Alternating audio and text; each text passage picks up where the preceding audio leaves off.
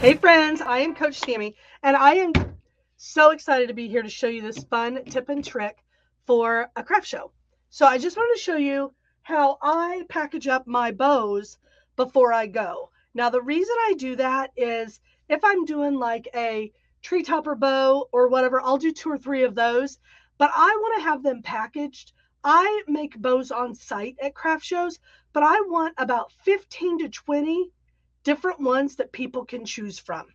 I like multiples. I'll usually make 4 or 5 and then 3 or 4 of each one of those. Okay. Let me show you what I mean. So I'm using Sam's ribbon today because that's usually almost always what I take to the shows. I'm going to do an 18-inch tail. We're going to pinch, twist, and loop. I am going to do a 7-inch loop. Back that up with another 7-inch loop. And a tip that I will tell you, make these with an easy bow maker or whatever bow device you have and like. Make it on site. So people love to watch other people get crafty, and it brings people in. Okay? So I'm just doing a simple pinch twist loop, 12 loop, maybe 16 loop bow. Pinch twist loop.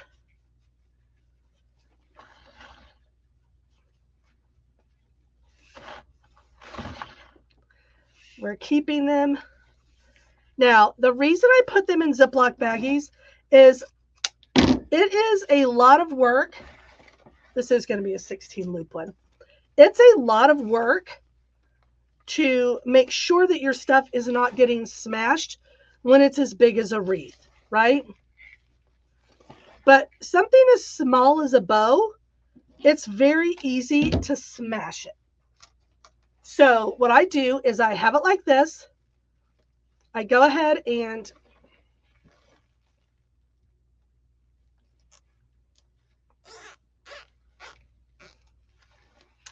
I don't tighten it super, super tight because I still need to see how they want to attach it.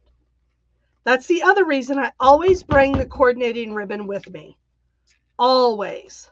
I usually take a few pictures of whatever bow on a grapevine wreath just to kind of show people, if they are like, do you think this would look all right? Yeah, it looks great. Look, I had it on one the other day. I just go ahead and fluff it to make sure I don't need to add anything. But then what I do is I do this. I make sure all of my streamers are down front. And then I start at the back and I lay it flat.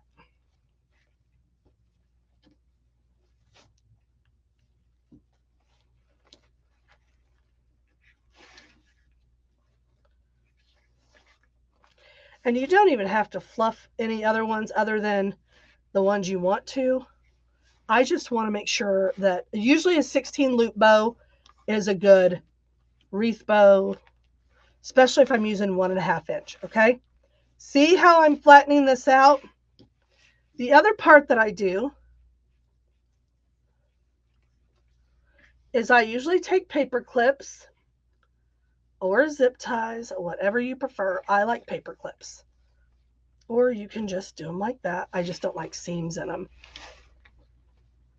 I do take a hot iron with me, a straightener, because I do have electricity. If I need to straighten these streamers, you can bet your bottom dollar I'm going to do it.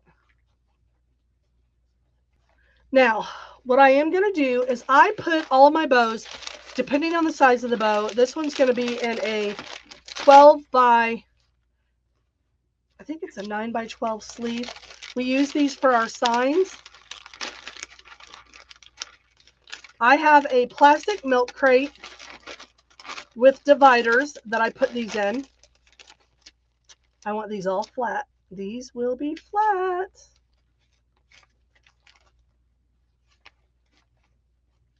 I don't want them creased, but I do want them flat. So they're going to have to, I usually just put them in there like that, just like that, flatten it out. And I put it in there